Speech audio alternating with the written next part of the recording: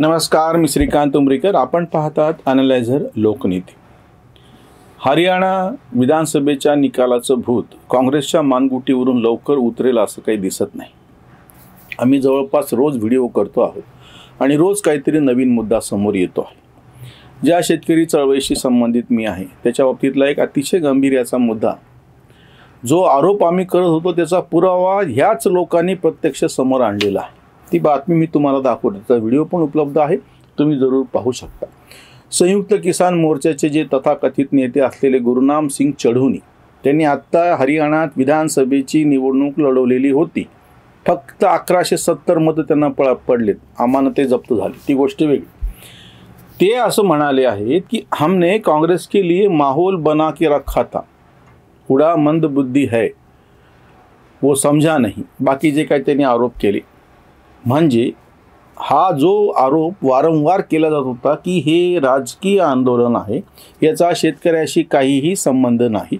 आंतरराष्ट्रीय पातळीवरचा जो कट आहे, जो आम्ही आता वारंवार आरोप कराल, ह्याचे पुरावे हेच लोक द्यावेत. आम्हाला त्यासाठी काही वेगळं संशोधन करायचे आणि पुरावा शोधून काढायची गरजच नाही. हे सगळे लिब्रांडू पत्रकार आता त्यांच्याच नावानं बोंबा माराले, ते मी तुम्हाला सांगितलं. याच्या आधी पण व्हिडिओ केला. हे स्वतः त्या पत्रकारांना म्हणाले की आम्ही तुम्हाला सिरियसली घेत नाही, त्याचा व्हिडिओ केला. आणि आता हा तिसरा, म्हणजे कृषी आंदोलनाच्या संदर्भातला व्हिडिओ आधीच केलेला होता. आता ह्यांनी स्वतः पुरावा असा दिलेला आहे, गुरनाम सिंग चढूनी यांनी, की हमने काँग्रेस के लिए माहौल बना के रखा था. मुळात कृषी आंदोलन हे पूर्णपणे भंपक आहे. मी तुम्हाला परत सांगतो. शरद जोशींच्या नेतृत्वाखाली जो टास्क फोर्सचा अहवाल अटल बिहारी वाजपेयींच्या काळात संमत झाला होता, त्याच्या आधी त्याच पद्धतीचा अहवाल विश्वनाथ प्रताप सिंग हे पंतप्रधान असतानाही तयार केला गेलेला होता. पण ते सादर करायची वेळच नाही आली, कारण की त्याच्यानंतर ते सरकार कोसळलं. देवीलाल ते बाकी सगळ्या लोकांनी पाठिंबा काढून घेतला. त्याच्यानंतर चंद्रशेखर पंतप्रधान झाले. ते सगळे वेगळा मुद्दा आहे. तेव्हाही शरद जोशींच्या नेतृत्वाखालचा हा अहवाल, त्याही म्हणजे ज्या कोणाला तथाकथित स्वतःला पुरोगामी म्हणून घेतात त्या सगळ्या डाव्यांनी पण याचं उत्तर द्यावं की त्याही काळामध्ये शरद जोशी समितीने अहवाल दिलेला होता. राष्ट्रीय कृषी नीती ह्या नावानं ती छोटी पुस्तिका आहे, प्रसिद्ध आहे. त्याच्यानंतर वाजपेयींच्या काळामध्ये पण अहवाल दिला गेला होता. ह्या सगळ्यावरती आधारलेले हे कृषी कायदे होते. हे शेतकऱ्याचं हित काय आणि कसं साधू शकतात असे ह्याच्या सविस्तर मांडणी केल्या गेलेली होती. आजही हा कृषी अहवाल उपलब्ध, हा कृषी कायद्याचा सगळा मसुदा मराठीमध्ये, सगळ्याच भाषेमध्ये, मराठीमध्ये पण उपलब्ध आहे. आणि आम्ही तेव्हा सुद्धा वारंवार ह्याच्यावरती आव्हान दिलेलं होतं की कोणीही आम्हाला ह्याच्यात काले कानून असं जे म्हणलं, तर काळं काय याच्यामध्ये, शेतकऱ्यांच्या हिताच्या विरोधामधलं काय आहे असं सांगितलं होतं. ह्या सगळ्यांनी ज्यांचे घुटण्यामध्ये डोके आहेत हे त्यांनीच आता कबूल केलं. म्हणून मी परत सांगतो, ह्या सगळ्यांनी ते आम्हाला काय माहीत नाही, कायदे माग घ्या असं हटवादीपणा केला. स्वतःच्या राजकीय विशिष्ट स्वार्थासाठी म्हणा किंवा कशासाठी म्हणा, ते मोदींनी ऐकलं आणि ते माग घेतलं. कारण त्याचे ते वेगळे, आपण ते बाजूला ठेवतो. आज तो विषय नाही चर्चेला घ्यायचा. हे जे लोक बदमाश आणि त्यांना पाठिंबा देणाऱ्या सगळ्यांनी याचं उत्तर द्यावं की गुरनाम सिंग चढूनी आता असं म्हणतात की काँग्रेस के लिए माहौल तयार किया था. तेव्हाच नाही, आताही काही ठिकाणी आंदोलन चालू आहे. रस्ते अडवून ठेवलेले आहेत. सर्वसामान्य नागरिकाला ह्याचा त्रास होतो आहे.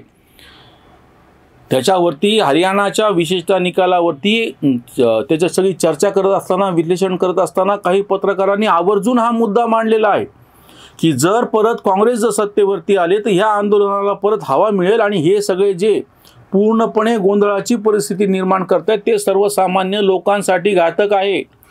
तुम्हाला आंदोलन करायचा अधिकार आहे, पण दुसऱ्याच्या संचार स्वातंत्र्यावर गदा आणता येत नाही. शाहीन बागचं आंदोलन असो किंवा हे कृषी आंदोलनामुळे वर्षभर अडवलेले रस्ते असो, त्यावेळी आम्ही वारंवार हा मुद्दा उपस्थित केलेला होता की तुम्हाला दुसऱ्याच्या संचार स्वातंत्र्यावर गदा कसं काय आणता येते.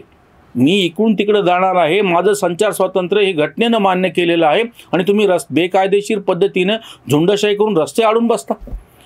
तुम्ही सरकारच्या विरोधात आंदोलन करा. आंदोलन करण्याची पद्धत आहे. सरकार विशिष्ट जागा देतं त्या ठिकाणी तुम्ही उपोषण करा, मोर्चे काढा, सभा घ्या, हे पूर्णपणे वेगळी गोष्ट आहे. पण तुम्हाला कोणाला कुठल्याही कारणासाठी तुमचं मागणी कितीही वैध असो, मागणी वैध जरी असली तरी त्याच्यासाठी अवैध पद्धतीनं रस्ता अडवता येत नाही. आणि आपल्याकडचे सगळे तथाकथित डावे विद्वान लिब्रांडू केवळ भाजपच्या मोदीच्या संघाच्या अंधद्वेषापोटी यांच्या रस्ता अडवण्याचं समर्थन करत होते. त्यांचे प्रवक्ते जेव्हा अतिशय असभ्यपणे जेव्हा बोलतात किंवा ते सुद्धा सांगतात की 700 किसानों की शहादत हो गई. कसली शहादत झाली? काय कोणी गोळी चढवली होती का? गोळ्या चढवल्या होत्या का? सरकारने लाठी हल्ला केला होता? काय केलं होतं? जे वयस्कर त्या ठिकाणी बसलेले जे काही शेतकरी होते किंवा यांनी आपल्या घरचे म्हातारे कोतारे आणून बसवले होते, वयोमानाप्रमाणे झालेले त्यांचे मृत्यू आहेत. एकही मृत्यू अनैसर्गिक पद्धतीनं झालेला नाहीये. कुठल्याचं तुम्ही पोस्टमॉर्टम काढून बघा. आणि हे बिंदासपणे सांगतात की 700 किसान शहीद हो गए. हे जो उर्मटपणा या कृषी आंदोलकांचा आणि जे रस्त्यावरती उतरून झुंडशाही करण्याचा आणि सार्वभौम संसदेने मंजूर केलेले कायदे धसकटपणा करून मागे घ्यायला लावण्याचा हा जो सगळा आटापिटा होता, हा सगळा आंतरराष्ट्रीय कट होता, हे आम्ही पुन्हा सांगतोय. आणि गुरुनाम सिंग चडोनी यांनी पुन्हा त्याचा पुरावा दिलेला आहे. आत्ताची गोष्ट आहे, म्हणजे ते तर सोडा दिल्ली, मी तुम्हाला महाराष्ट्रातलं बोलतो. आत्ता दसऱ्याच्या मेळाव्यामध्ये जरांगे पाटलांनी आपल्या भाषणामध्ये शेतीच्या किती प्रश्नांचा उल्लेख केला? काही नाही. आत्ताची गोष्ट आहे, सोयाबीनचे भाव पडलेले आहेत. आत्ताचा गंभीर प्रश्न आहे की कापसाचा उतारा किती येईल माहिती नाही. आत्ताचा गंभीर प्रश्न आहे की काही भागामध्ये काय जास्तीच्या पावसामुळे जमीन वाहून गेलेली आहे, पिकं वाहून गेलेली आहेत.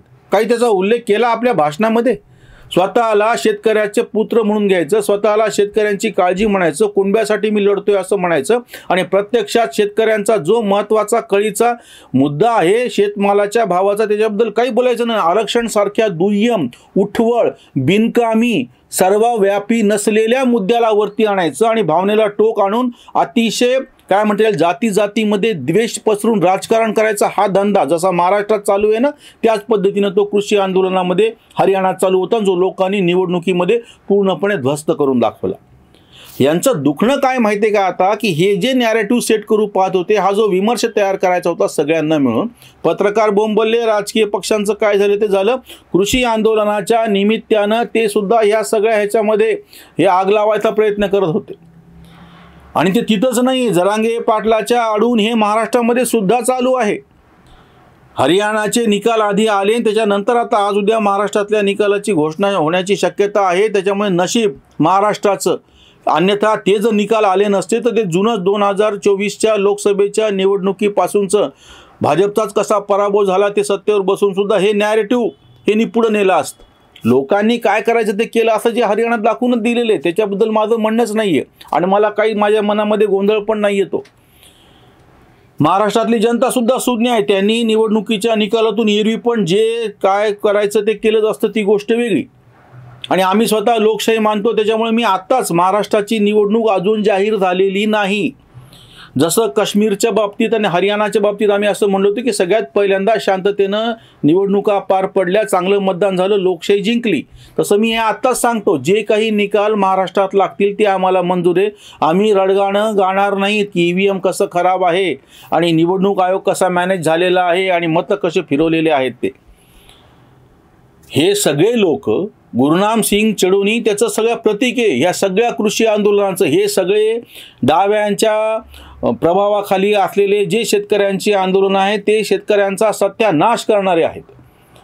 हे हमीभावाची मागणी करतात की जो खुल्या बाजारपेठेमध्ये हमीभाव काहीच कामाचा नाही, ते शेळीचं शेपूट आहे, लाजे झाकायला कामाचं नाही आणि मासे उडवायला कामाचं नाही असं येते. उलट हमीभाव ही अडचणीची गोष्ट आहे.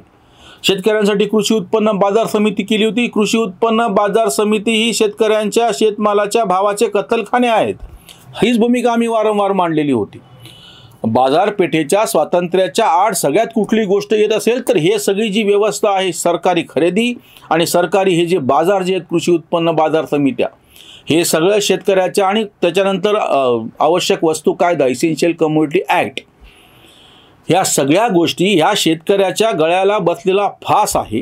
हे वारंवार सिद्ध झालेलं होतं. आणि आताही म्हणजे या गुरुनाम सिंग चडोनीच्या मुद्द्यावरून मी परत आपल्या महाराष्ट्रातलं जे आंदोलन ज्या शेतकरी जातीला आरक्षणाच्या नावाखाली झुलवायचा प्रयत्न केले जात आहे, आम्ही तो परत मुद्दा मांडतो की शेतकऱ्याचा पोरगा एकदा मंत्रालयात गेला, नेता बनून जाऊ नाही तर अधिकारी बनून जाऊ, तो धोरणाच्या केसाने बापाचा गळा कापायचं कमी करत नाही. हे वारंवार सिद्ध झालेलं आहे. आताही जो शेतकरी खुली बाजारपेठ आणि बाकीच्यामुळे शेताच्या सगळ्या व्यवस्थेमध्ये बाजारपेठेमध्ये चैतन्य निर्माण येण्याची शक्यता असताना त्याला ठरवून आरक्षण सारख्या अतिशय क्षुल्लक मुद्द्याकडे वळवलं जात आहे. हाच एक कट आहे महाराष्ट्रातला शेतकरी सुद्धा की जो शेतीच्या प्रश्नावरती लक्ष एकवटून सरकारला, कुठलेही सरकार असो, त्याचा जाब विचारू शकतो, तो तसा विचारू नये म्हणून त्याला ठरवून आरक्षणाकडे वळवलं जात आहे.